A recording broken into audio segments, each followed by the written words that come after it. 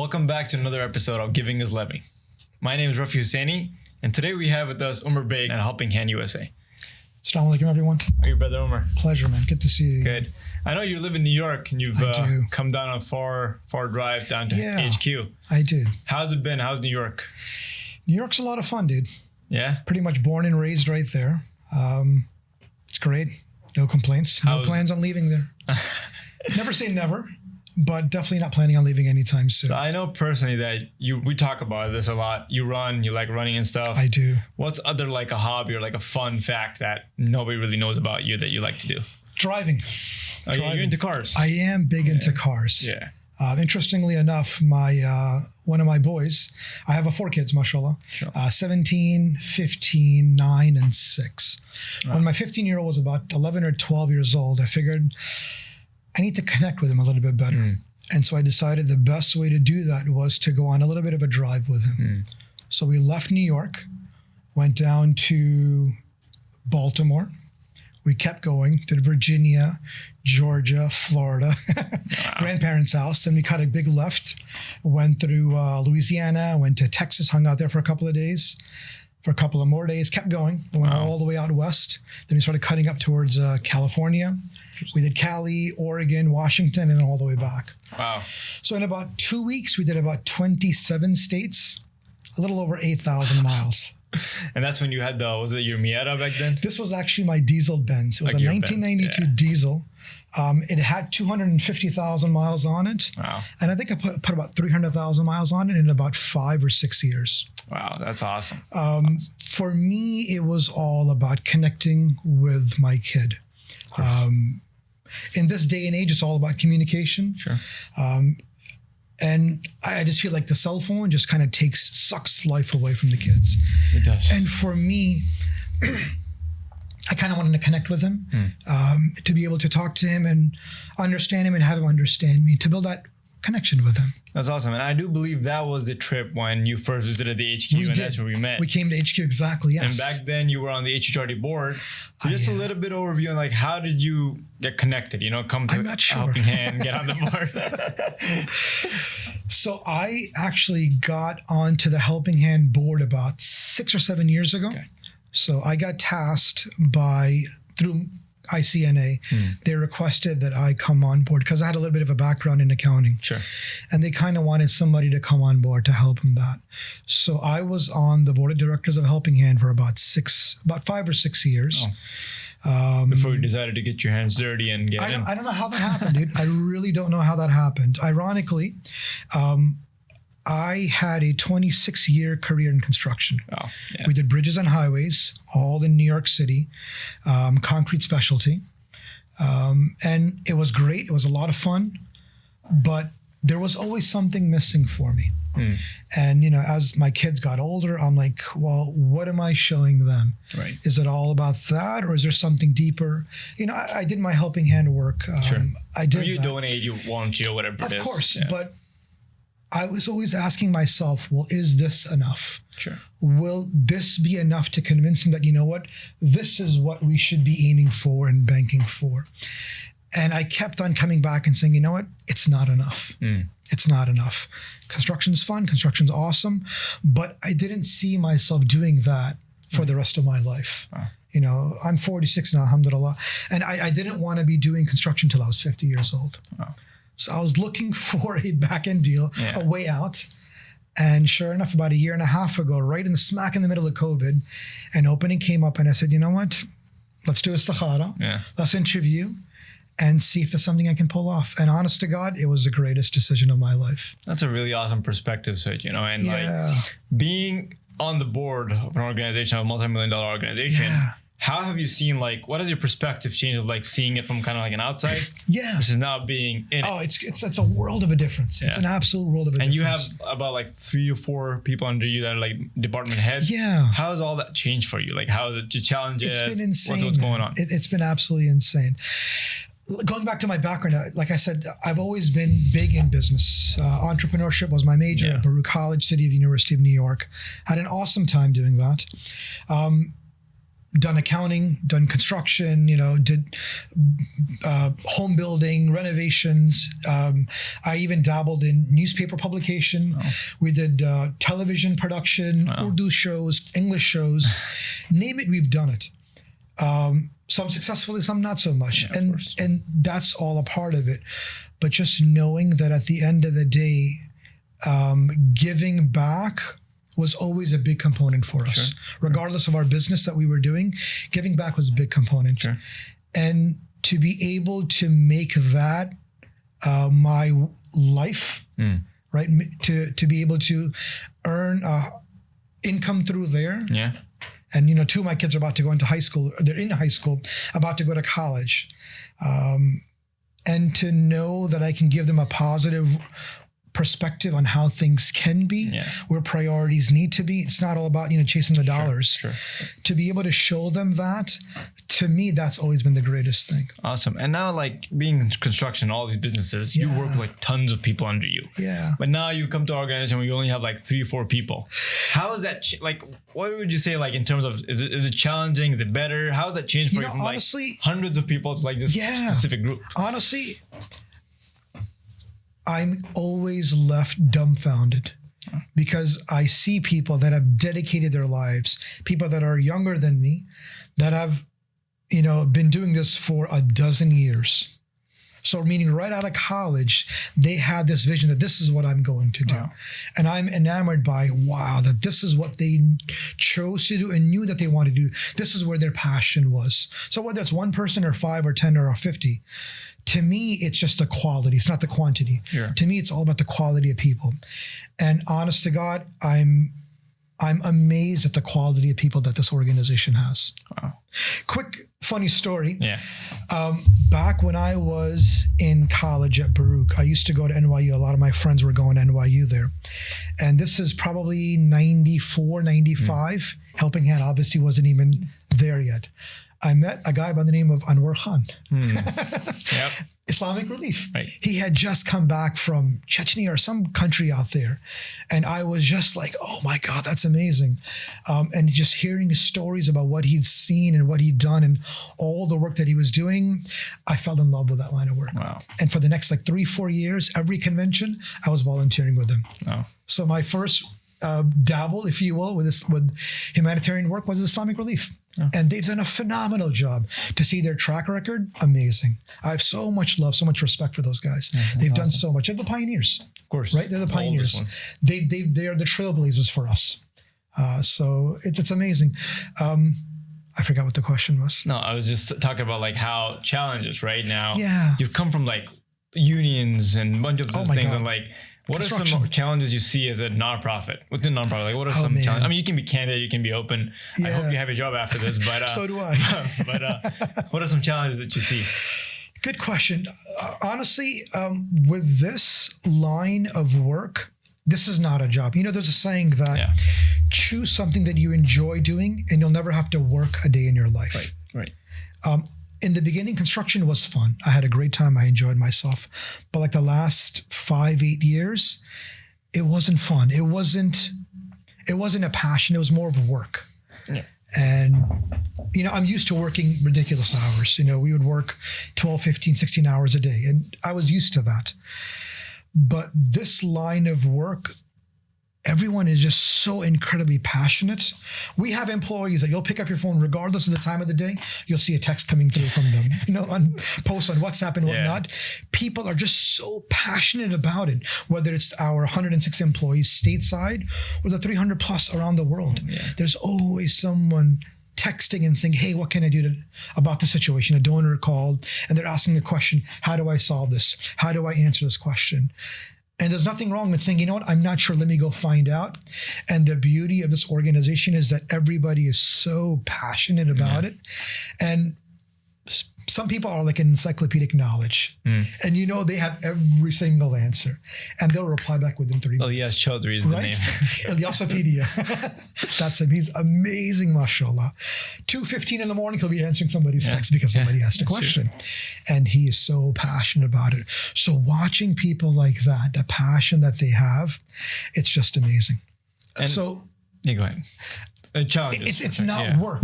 it's not a challenge because everyone is just so passionate about the work.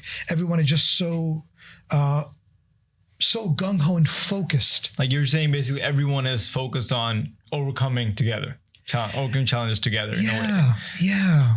It's amazing because it's not a challenge. Yeah. It's just, well, how do we... It's not a roadblock. Maybe it's a speed bump. Sure. If you see it as a roadblock, then you're like, maybe I got to go a different way. No, there are no such thing as roadblocks. There are some bigger speed bumps, some smaller ones. It's just how quickly or how slowly do I have to go over the speed bump. And Matt, you just got to be careful with it. Yeah. Now, since you've transitioned from construction and all the businesses and Helping Hand. Yeah. In your friends, family, and all the circle, like, what is one question you get about Helping Hand? Like when people ask you, like, why Helping Hand? What this, that, like? It's not why, it's more how. Okay. Because people realize the value in that, right? Again, I'm 46 now. I mean, and again, this could be from anyone from like the donors, your Muslim people and the non-Muslim, like people in your business associates, anyone. Yeah. I'm pretty sure they're like, oh, this guy's been doing it for 30 years. And how do you get me out of construction, get me into this? That's the way it is. Because people see how passionate I am about this work. And they are at that age also. I'm old. It is what it is. And as our kids get older, we're like, you know what legacy am I leaving behind? I mean, I look at my dad, rahimahullah. He came here in 1972. Gold medal in law from Punjab University. Came here and said, you know what? Law's not the way to go here in this country, right? He said, I have to do something more. I have to leave a legacy not only for myself, for my siblings, for my parents, for my kids, but for the next generations. Right. So from 1972 onward, the first batch that came here starting in the 60s and whatnot, they knew that they had to do so much more to get so far ahead. Sure. And seeing how much they've accomplished in a small amount of time, I look back at myself and I'm like, I haven't done anything compared to what they did. And so whether it's Helping Hand, whether it's Islamic Relief, whether it's Economic Relief, this is a legacy of those people, right? All the work that they did, all the homework that they did, we're reaping the rewards of that. So the question that I always ask myself is that, well, what am I doing to add to that legacy? Absolutely. Whether it's a masjid down the block from my house, whether it's an Islamic school, or whether it's an amazing organization like Helping Hand or Economic Relief that does all the domestic work. You know, we have the amazing opportunity that we are two separate organizations. ICNA Relief can focus 110% on domestic relief work. Right. Hurricane, tornado, something happens, natural disaster, they can attack right away and go in and do what they can to help out. During COVID, they did so much amazing work. And with Helping Hand, we're solely focused 110% on international relief work. Regardless of the country, 55 countries around the world we have operations in. It's amazing. It's crazy. And so just to kind of wrap your head around that, the question is not why to me. It's always like, dude, how? Yeah. How'd you get in that? How can I do this also? That's awesome. And I mean, again, like you're like a living example, transition from like a business. And this is, of course, it's from us, but like, dude. You know, I hope people take that route and come into this work. I hope so. Now, one of the things, like, you know, it's now you're with us, you know, you're my boss's boss, and, you know, we have all that hierarchy here. But before you were on the board, how has it been a bit different, like dealing with actual employees directly versus dealing with board members? Honestly, I don't see this as work. And I see this organization, by the grace of Allah, as one big family. So for me, it's not about, you know, what are you doing? It's more a matter of, well, how can we do this together better? So I've never seen it, not from my perspective, and certainly not from the employee's perspective. As far as I'm concerned, we're all family. Okay. I've never said this person works for me. It's always I work with them. Sure. 110%. It's always about I work with these people. Sure. Because I'm a newbie. I've only been here not even 2 years. And like I said, some people have been here a dozen plus years. And when you were in the board, like how was that compared to, I mean, if it goes in the board, now everyone's collectively, right? Yeah. Now you don't have like, you're not responsible for any specific department area. Sure. You think that's a little bit more of a, like now for you is like better in a way, or is that, or would you have preferred that? No, there was a lot more oversight there with the board of directors. Here, this is the operations. This is where the nitty gritty, all the details. This is where we go into, well, I'm donating $100 right? Where is my money as a donor going, right? And how much of my money is going to that child that I'm donating to? As we know, Helping Hand, our flagship operation is the OSP, the Orphan Sponsorship Program. As a donor, I want to know how much of that $1 is going to the orphans. Sure. And to be able to see that up front, it's amazing. For me, it's a life-changing experience. I had the amazing opportunity back in 2017 as a BOD member to go to Afghanistan. Wow. It was an eye-opening experience, dude. Wow. It was so incredible.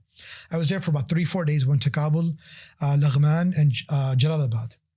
And to be able to see that, I've been to Pakistan numerous times, but to go to Afghanistan, dude, it was spectacular.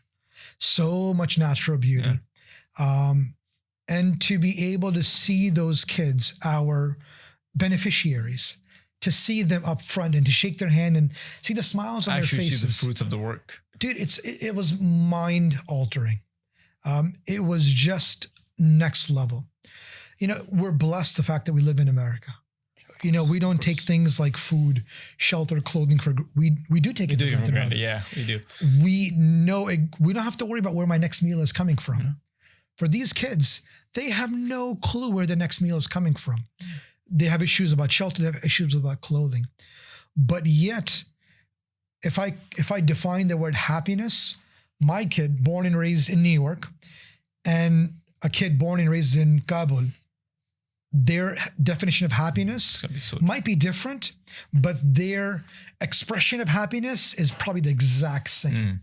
My kid, from his Lego that he built, the Harry Potter Lego set, and the little kid in Laghman playing with a tire from a 1982 Corolla rolling down the street, their level of happiness is the exact same. It's just a different resource. Perspective, right? Yep. And so to be able to see of how much they can do with so little, it just made me realize how much we take for granted. Yeah, absolutely. Now being in this work, that's something we see in the back end too. Yeah. Next question to you is, what's your favorite program? You got to pick one. Oh man, that's tough. You got to pick one, and I'm going to put you in the hot seat here. You might have some calls after this. Okay. It's a toss-up between the Orphan Sponsorship Program, because there's 24,000 kids. Yeah. 24,000 kids across the world that Allah has chosen us to be the intermediaries to get them, because their risk is written. Sure. Right? Every single meal that they're going to eat, it's already written for them. And the donor's going to get that blessing. If I pocket that money and do whatever I want, they're still going to get that reward. Yeah. And that orphan is still going to be fed because Allah has written the risk for us. Yeah. And Allah has chosen us to be the hand that's going to take from this and to pass it on to that orphan. That responsibility, no one in this organization takes lightly. It's a big, heavy responsibility that everybody takes. And to see that orphan's face, dude, it just, I get teary-eyed. It's just crazy, honest to God. To see that up front, to see it live, it's next level. Wow. It's absolutely next level. I can only imagine. And to know that these kids don't have a father. That's their life. That's their reality. That's the way they wake up in the morning. That's the way they go to sleep at night. Yeah. But yet they find happiness. So it's not like, well, I have to have X and Y and Z, and human nature, Americans, little blue passport that we have. We may have a little to-do list of all the things that I want, and I'll have those in 2.5 years. And as soon as I get that, within a half an hour later, I want the next thing. I already got the watch, I got this, I got that, and I got the shirt, and I'm already looking for the next thing. Yeah. And for them, they have no idea what's going to happen, but yet they're content. And maybe that's the key. The contentment that those orphans have, it's something that we, as pretty boy Americans, long for. That's true. That is true. We don't have it.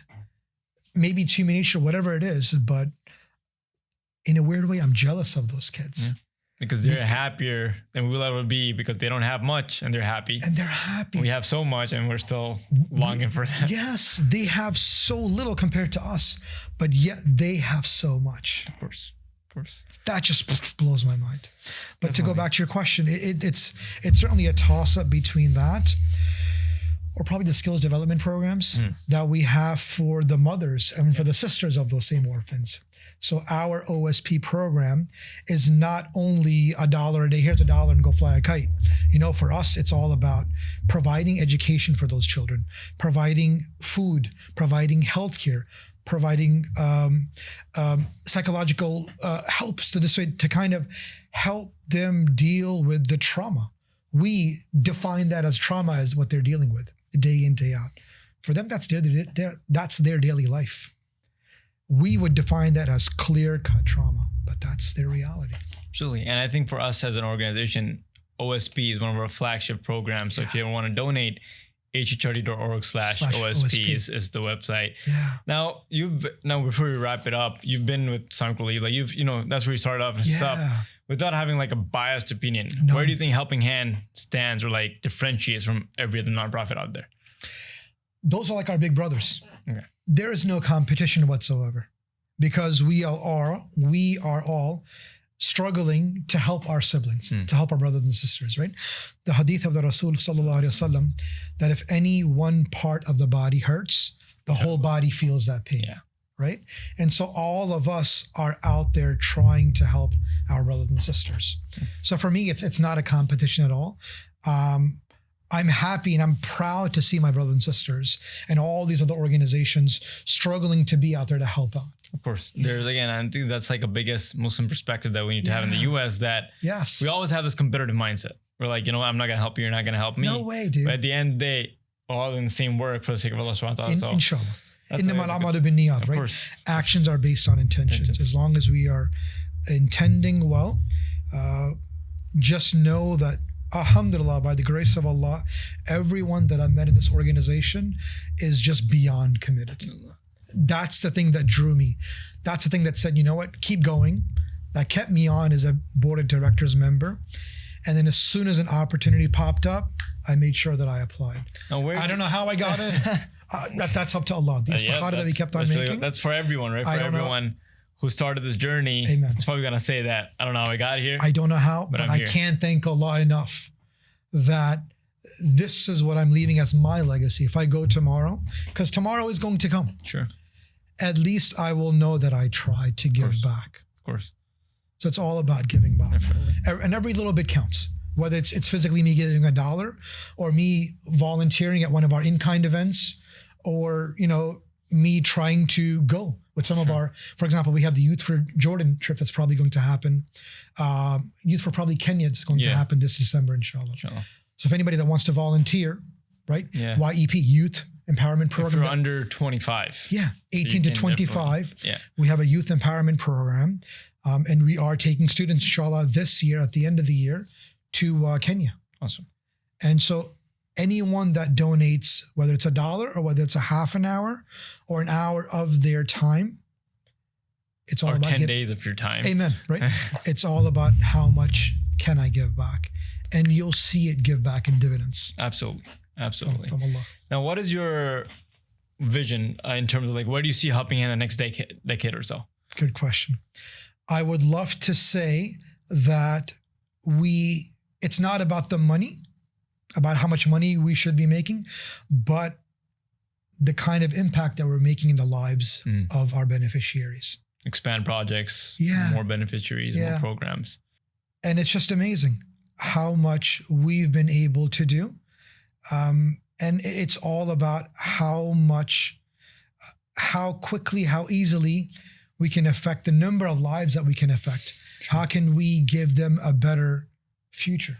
Sure. And that would tie into our last question. And to wrap this episode up, is like, what is your message to the HRD supporters, donors, board members, volunteers? What is one message, if you want to give a message? Helping Hand. That's all I know right now. hhrd.org, right? Pretty there's not much more that I can say. I'm sorry. Yeah. There's not much more that I can say. Self-explanatory. Go to the website. See the work that we do. It's been amazing. It's been an amazing journey for me. And I'd love to have some of you come along on that journey with us, whether it's as a donor, whether it's as a volunteer. And now recently we are even opening up positions. Yes. Someone wants to. hhrd.org/career. So please, we'd love to have you come join our family. Absolutely. All right. So, thank you so much, guys. Tune into the next episode. Thank you so much, Brother Umar. Always a pleasure. See you Thank next you so time. much. Be well, inshallah. Take care. Assalamu alaikum.